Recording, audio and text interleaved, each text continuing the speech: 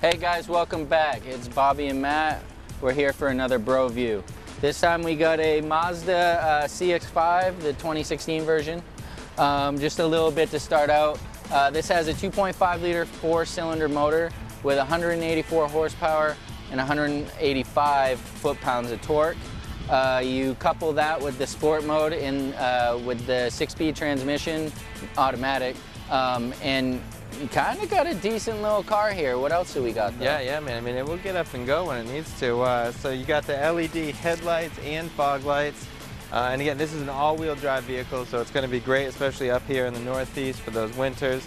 And then you get these 19-inch wheels, straight from the factory. So it's all in all, I mean, it's a pretty slick little ride, but for a Mazda, right? I mean, compared to that Miata, I know there was a few things we were kind of impressed with. Yeah. So what do you say we hop in, take it for a ride, and talk about the inside? Let's do it. Hell yeah.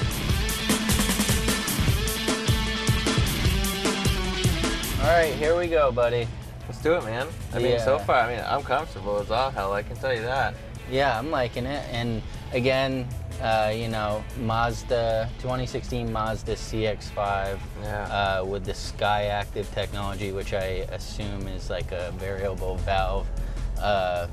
Pretty much just to get it to kind of rip a little harder when you want to. Okay, which would include your sport mode, if you will. That's pretty cool. Yeah, so we got a sport mode here again.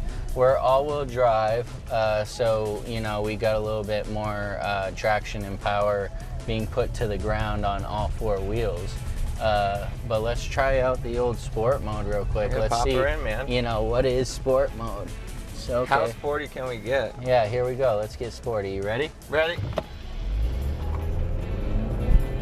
I mean, she's a little sporty for a 2.5 liter 4-cylinder. Has a nice sound to it too, though. Yeah, it sounds a little more throaty. And so we got in, our usual little stretch here. We got to about 55 miles an hour, which is kind of quicker. That was quicker, I think, than the other ones. Yeah, actually. for sure. So, and like we talked about before, not to compare this to a 2-seater sports car, but definitely the creature comforts inside of the vehicle are just a lot nicer than the Miata was, which is the other Mazda that we did review.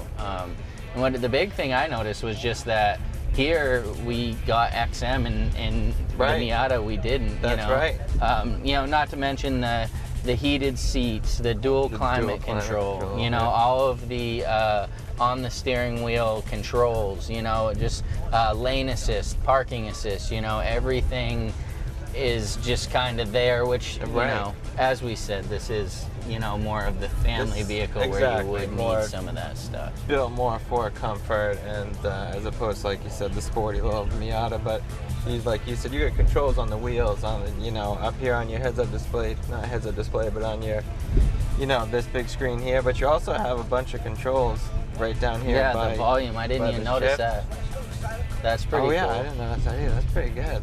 Yeah. So. And then, and not to mention this big old sunroof you got up here. Actually, is that a sliding moonroof? Yeah. So that's nice. Can't complain there, right?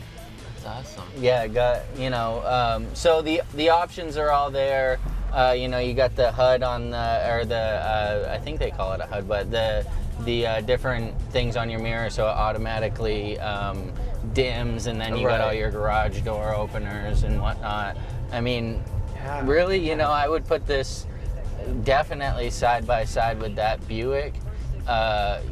Maybe the Buick has the turbo, but I'm telling you, I don't know, man. In sport mode, this thing will go. This thing, I put this thing up. I don't know, dude. I think this gets up and goes quicker than that Buick. I feel that way too, and this doesn't have the turbo, where this is, this is also like in a lower class than that Buick, but I would gladly drive this any day. And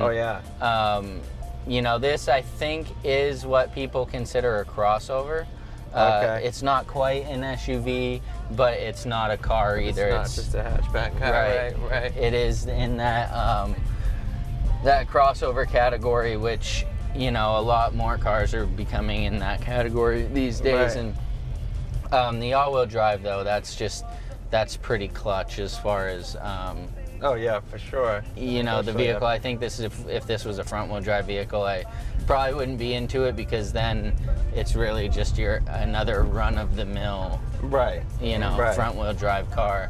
But Mazda definitely made the right decision making these all-wheel drive, and that helps, especially up here in Maine, where we do have that snow season, Right, and we do kind of, you know, have a reason to have all-wheel drive. Now, if you were down in Georgia or Florida, besides the rain, you really don't need all-wheel drive, so maybe, you know, this isn't for you. Right, right, and again, yeah, all-wheel drive, and I know you said the crossover, but it's still, even as a crossover, not a full-size SUV, the cargo space in the back of this thing is pretty good sized. Yeah, you no, it really is. Fit a ton of stuff back there, so. Yeah, and then, you know, they snazzed it up with the 19-inch wheels, like you mentioned. Right. You know, with the different, you know, the leather inside. You know, pretty much everything that, you know, you would really want from something like this. Yeah, and again, like the others, I see you got the, you know, the USB ports and everything. Yeah, I mean, pretty much everything, electronic parking brake, pretty much everything that you would want, you know? I mean, power mirrors, heated mirrors. It's got, like you mentioned earlier, the LED headlights and fog lights. I mean, you know, Mazda wasn't really slouching on this model, I don't feel like, you know? No, that's for sure. Oh, I mean, all in all, like we talked earlier, if I was in the market for a vehicle and I got a, you know, I'm a family of 4, like this is more than enough vehicle size-wise, but it's also not huge in the gas mileage. What I was talking 30 highway, which is, 30 you know, highway, 26 city. Yeah, so. And with, you know, pickup like this. See, so and it can still be just a fun little car to drive around in. Exactly. So. Yeah, so if you need to get out of somebody's way or get somebody out of your way, you still, You're good. You got the opportunity. Yeah, man. I don't know. All in all, like if you know 1 to 10, what do you as a in the crossover category? I mean. Yeah, it's tough because, you know, I mean, there's a lot of them, but for Mazda, I mean, they killed it with an 8 or 9, you know. Yeah, I agree. In this category for sure. I mean, 4-cylinder gas mileage. I mean, pretty much everything's there.